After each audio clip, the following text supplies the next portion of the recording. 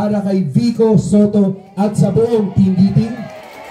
O dahil po dyan, magandang umaga po at mabuhay po ang lungsod ng Pasig.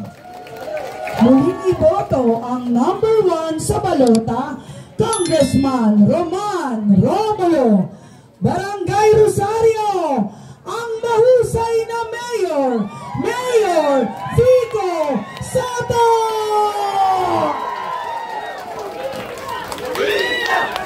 Magandang tanghali, Barangay Rosario, kamusta po kayo? Nasaan po rito ang mga taga-SPS? Yung mga nakaupo dito sa ilalim ng tent. Siguro kayo po yung maaga kanina, kaya nasa VIP seats po kayo. Mga taga-RSG kasama rin po natin. May ilan po, ayan. At meron pa po mga taga-foundation, St. Joseph, dito po sila. Maraming salamat. Nakarating po kayo dito. God bless po sa inyo. Maraming salamat. Talagang nakakataba ng puso ang inyong mainit na pagtanggap sa giting ng Pasig. At mainit na rin ang panahon, ano? Hindi ko na masyadong, okay lang po, atras ako ng konti. Kaso, yung mga nasa likod, parang naiinitan na po kayo. Okay lang po ba kayo? Malaki-laki pala yung payong na dala nila eh. Oo. Pa-aircon yung buong kalsada. Yung mga nasa gilid dyan, sa Sari-Sari Store, hanggang sa mga nasa likod, magandang umaga po. Talagang grabe. Mga kaibigan, Martes na po. 5 tulog na lang, mga kaibigan. Ano mangyayari pagka 5 tulog na lang? Makakapagsimba na si Consi Warren. Dahil magdadalawang buwan na daw po siyang hindi nakakapagsimba. 6 na tulog na lang, mga kaibigan. Eto na po tayo. Alam nyo na po. Ano ba mangyayari pagkatapos ng 6 na? Hindi po. Konti na lang, mga kaibigan. Handa na po ba tayo? Sigurado na po ba tayo? Maraming salamat. Dahil at handa at sigurado na po kayo, iiksian ko na lang po ang aking mensahe. Ano? Bakit ganon? Gusto niyo po habaan ko? Yung mga nakatayo sa likod, okay lang po? Hanggang 4 PM po tayo dito. Hindi, alam nyo, nakakatuwa kasi noong 2019, hindi pa po ganito. Noong 2019, madalas pag nag-iikot po kami ni Congressman Roman, medyo kinakabahan ang iba sa atin. Natatakot po. Yung iba natatakot. Tama po kayo, yung iba natatakot, yung iba kinakabahan. Hindi lang para sa kanilang sarili, kundi para sa anak nila na scholar, para sa kapatid na nagtatrabaho sa munisipyo, at yung madalas po namin naririnig nun, para sa buong samahan daw, kasi baka mawalan ng bayong pagdating ng December. Alam na alam ni na Kagawad yung style na yan. Kagawad Grace, tama po ba? Kagawad Ryan, ha? Pero alam nyo, nabanggit na lang din yung dating bayo, ngayon pamaskong handog po ang tawag natin sa kanya. Kaya ako po madalas nababanggit ito kasi ito yung magandang simbolo na simple lang, hindi naman siya kalakihan, di ba? Maliit na bagay, sabihin natin, pero malalim yung pinanggagalingan natin. Kumbaga, malalim yung hugot natin dito sa pamaskong handog.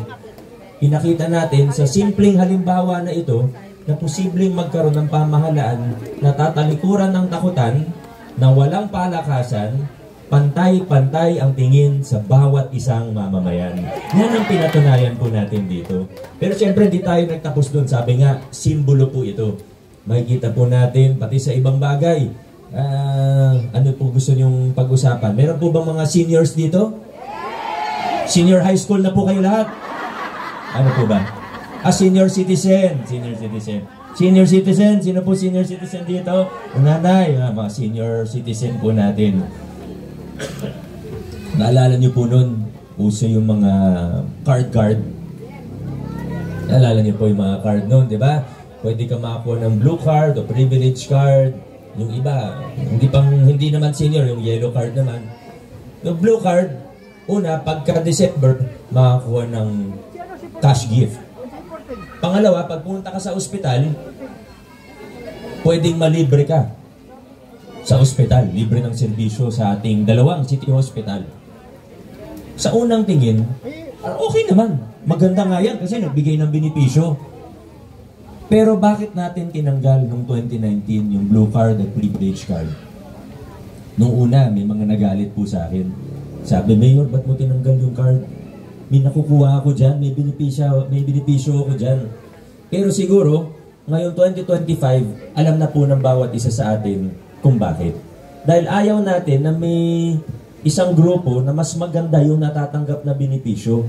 Kung may kayang gawin ng pamahalaan, kung may pwedeng gawin ng kakayahan, kung merong serbisyo na binibigay ang ating LGU, dapat hindi para sa iilan lamang, kundi para sa lahat.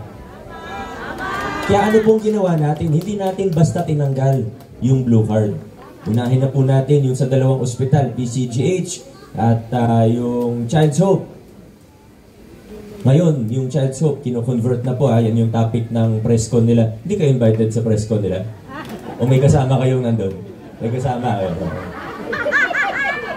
Hilig nila magpa-press con. Alam niyo yung katunggali namin, itong nakaraang ilang araw, mas marami pa silang press con na patawag sa akin itong campaign period kaysa ako na sa 6 years ko bilang mayor.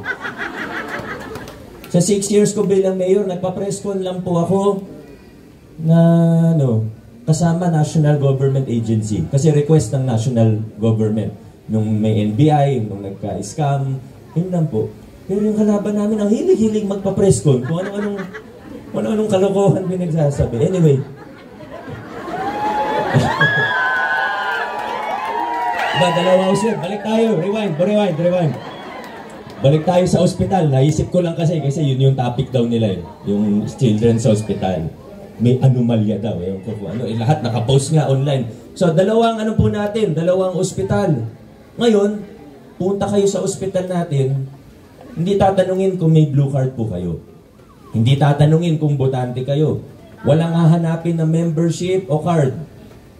Basta residente ka ng Pasig, no balance billing po tayo. Ganito po ang tinataguyod natin na estilo ng paggogoberno. Ito yung mga prinsipyo ng paggogoberno. Sinasabi natin na mabuting pamamahala. Na binubuksan natin yung pamahalaan. Lahat ng kontrata, pati yung topic ng press con nila, lahat ng kontrata naka-upload online. Kahit walang humingi, ready na po siya. Bukas, yung libro natin nakabuklat. Hanggang sa huling sentimo, alam ng tao kung saan siya ginagamit. Kung interesado po, pwedeng tingnan, pwedeng basahin, pwedeng punahin. Lahat po, binubuksan po natin. Kasama po dyan sa mabuting pamamahala yung isang mapanlahok na pamayanan. Binuksan natin ang pamahalaan noong 2019 para pwedeng sumama ang mga CSOs, mga NGOs, para hindi yung kami-kami lang ang nakakaalam kung anong nangyayari sa inyong pamahalaan. Paano ba yung proseso? Paano ba yung budget deliberations? Ngayon po, binubuksan po natin lahat. At syempre, kasama rin po dyan ang sinasabi nga na prinsipyo ng pagkakapantay-pantay ng bawat isang mamamayan. Hindi na kailangan. Ngayon, hindi na po kailangan na malapit ka sa kusina para mas maganda yung benepisyo na makukuha mo. Kung anong kayang gawin ng pamahalaan, hindi para sa isa, hindi para sa iilan lamang, hindi para sa kung anong grupo lang, kundi para sa lahat ng Pasigueño. Ganyan po ang ating pamahalaan ngayon. Kaya tuloy-tuloy lang po tayo mga kaibigan. May ilan man na hindi ko masabing hindi naniniwala pero may ilan man na nagbubulag-bulagan dun sa magagandang pagbabago na ginagawa natin. Siguro kasi gusto nilang umatras pabalik dun sa mga lumang kalakaran kung saan mas nakikinabang sila noon. Yung uso na, open secret naman, di ba, sa gobyerno?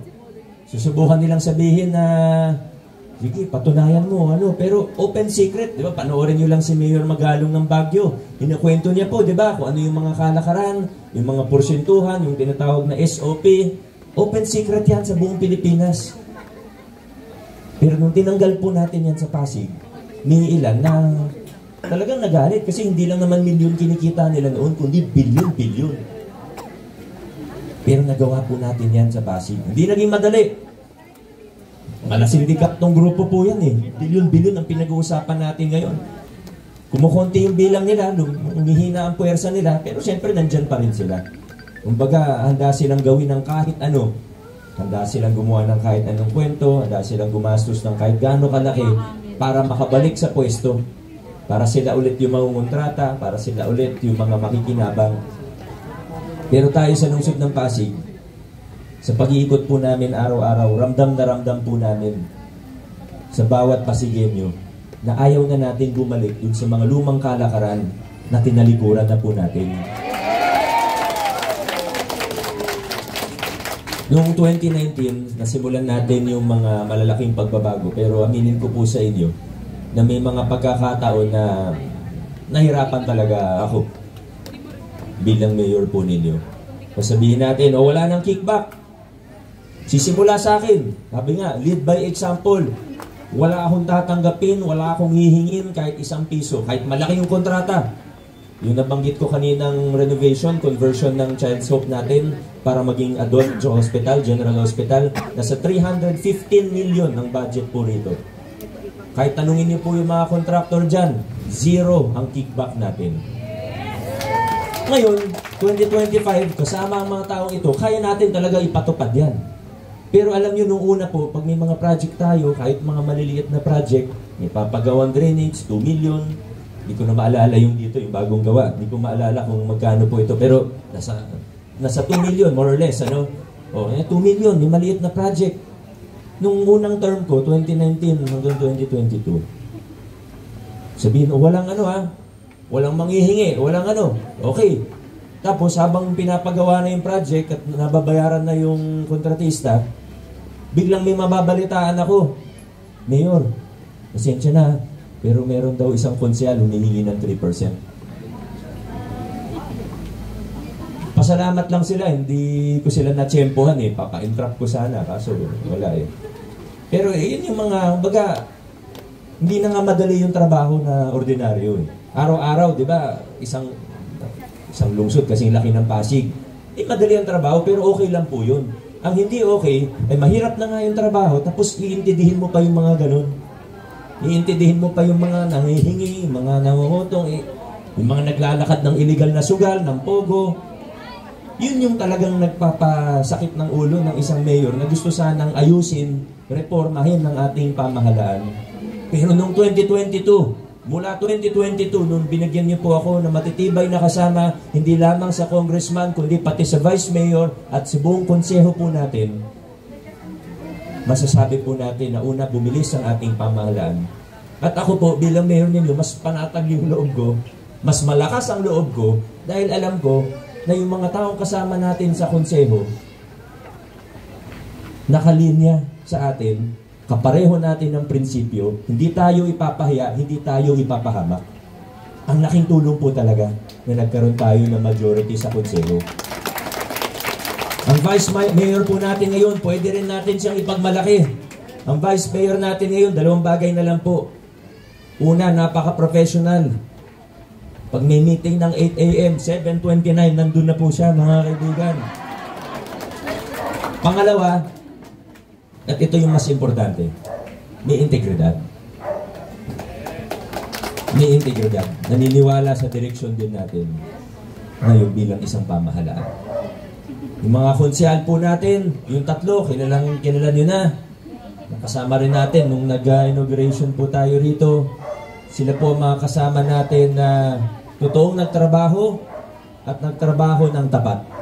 Simulan natin sa number 1. Sa ating mga balota, imposible niyo po siyang makalimutan kasi pag tingin niyo pa lang dun sa listahan ng konsyal, siya po ang unang-una na babati po sa inyo. ang tumulong sa atin sa electrification para magkaroon ng ligtas at legal na kuryente ang mga Pasigenyo, ang tumulong sa atin para masimulan yung flood control and drainage master plan, Councilor Buboy Agustin. Pogi. Number 8 sa ating mga balota, ang tumulong sa atin para maging isa tayo sa una na nagpatupad ng solo parent ordinance at marami pa pong iba, pati yung social pension para sa mga bedridden natin na persons with disabilities na nagsisimula na rin po ngayon, Councilor Angelo De Leon. At number 14 sa ating mga balota, ang tumulong sa atin para matulungan din ang mga maliliit na negosyante sa lungsod ng Pasig mula sa market vendors, maliliit na sari-sari store, basta hindi umabot ng 250,000 sa isang taon ang kita, yung tulong sa mga toda natin, gaya ng libreng prangkisa at marami pa pong iba, Councilor Mar Teres. Hindi Marites Martires. Pero pwede niyong Marites na magaling po siya. Ayan naman. Ngayon po, may 3 din tayong bagong kasama. Dahil ito pong mga bagong kasama, alam niyo, pag may bago tayong kasama sa Giting ng Pasig, ang una po nating tinatanong sa kanila ay bakit mo ba gustong maging konsehal? Tingnan natin, ano ba yung laman ng puso?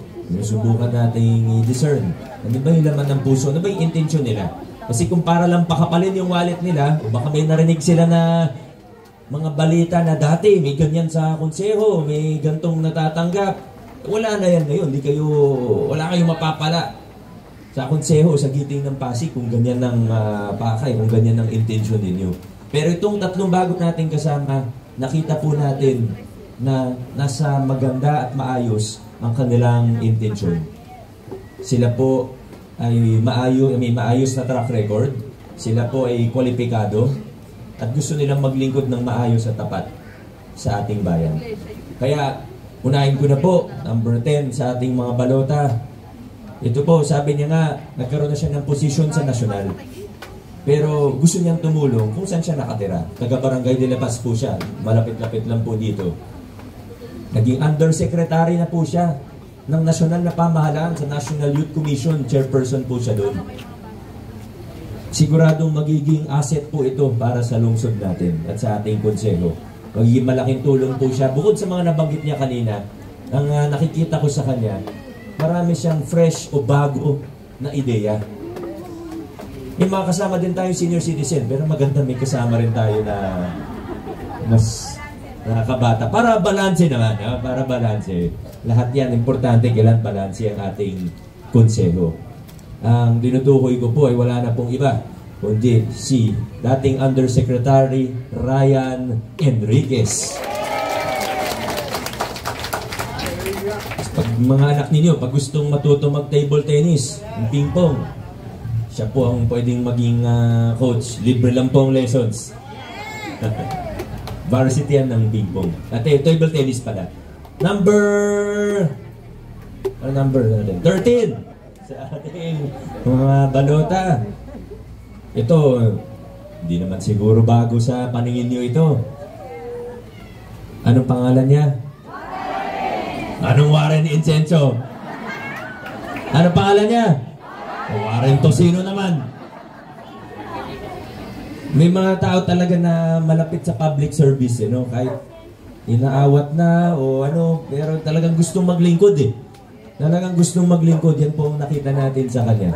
At bukod siya po ay senior citizen na, kahit wala sa itsura, ay malaki din yung experience niya sa buhay, sa pagnanegosyo, sa larangan ng edukasyon. Kaya sigurado ako na makakatulong po sa atin, sa ating lungsod. Sa totoo, pagka may konting oras at nakakapagkwentuhan po kami, ngayon pa lang, ang dami ko nang natututunan sa kanya. Ang dami niya ng magagandang na-share sa akin. Ano pa kaya kung makasama natin siya sa ating konseho? Warren Inocencio, taga-Barangay Rosario po yan. Last but not the least, number 15 sa ating mga balota, dating kagawad ng may bunga. Ang nagustuhan ko sa kanya, yung programa niya, nung kagawad pa siya, yung programa niya laban sa malnutrition. Kasi napaka-importante po nito. Yung first 1,000 days ng buhay, 1,000 days of life. Pag hindi natin nabigyan ng tamang nutrisyon ng isang tao sa first 1,000 days, yung epekto nun panghabang buhay. Hindi niya maabot yung potential niya. At yan yung alam ni Konsi Boy, ayan yung ginawa niya nung siya po ay kagawad. Boy Raimundo, mga kasama. May narinig ako kanina, sabi, si Boy Abunda, hindi po siya yun. Boy Raimundo po. Mula 2019, malalaki na yung napagtagumpayan nating pagbabago. Tinalikuran natin ang takutan, ng palakasan, ng korupsyon. Niyakap natin ang mabuting pamamahala kung saan bukas ang pamahalaan, kung saan may pagkakataon na makilahok ang taong bayan, kung saan may pananagutan ng inyong mga opisyalis sa taong bayan, at kung saan pantay-pantay ang tingin ng ating LGU sa bawat isa sa atin. Marami na po tayo na pagtagumpayan, yung mga programang nabanggit kanina, at marami pa pong iba, yung pagpapalawak natin ng mga kasalukuyang serbisyo, yung mga bagong programa ng ating LGU. Muli po, marami pa pong iba, hindi na po natin may isa-isa, pero ito po ang patunay natin na nagbubunga na yung pinaghirapan, yung pinaglaban natin dito sa lungsod ng Pasig. Sana ay tuloy-tuloy po tayo, huwag tayong liliko, lalo na huwag tayong bumalik dun sa mga lumang kalakaran. At huwag tayo sa mga tao na gusto tayong bumalik dun sa mga lumang kalakaran. Sa lungsod ng Pasig, dire-diretso lang po tayo. Maraming salamat. Vote straight, Giting ng Pasig. Muling iboto ang number 4 sa balota, Mayor Vico Soto! Vote straight, Giting ng Pasig, Barangay Rosario. Maraming salamat po at God bless po sa ating lahat.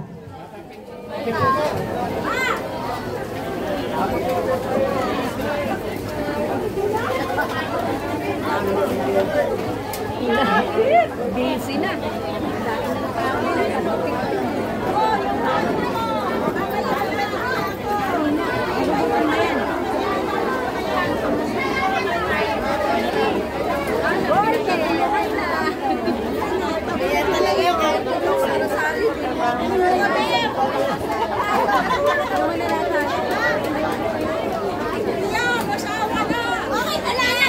Laging naano ko ng kamay ko. Yan.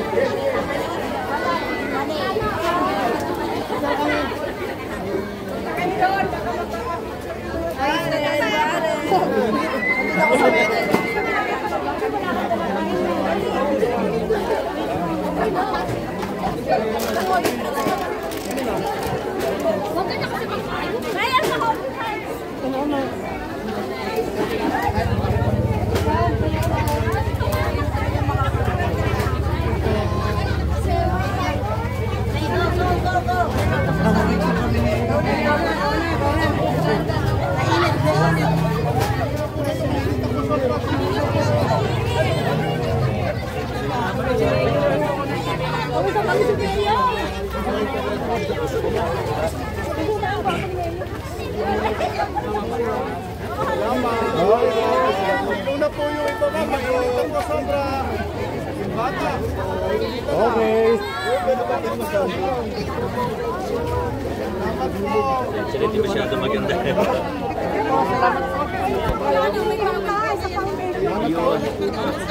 salamat.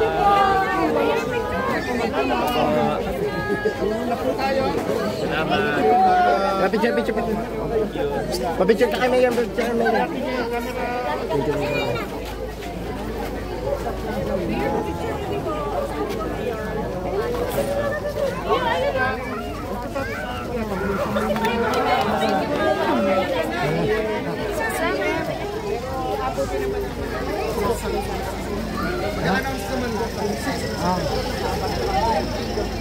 Sa Rizal? Saan yun?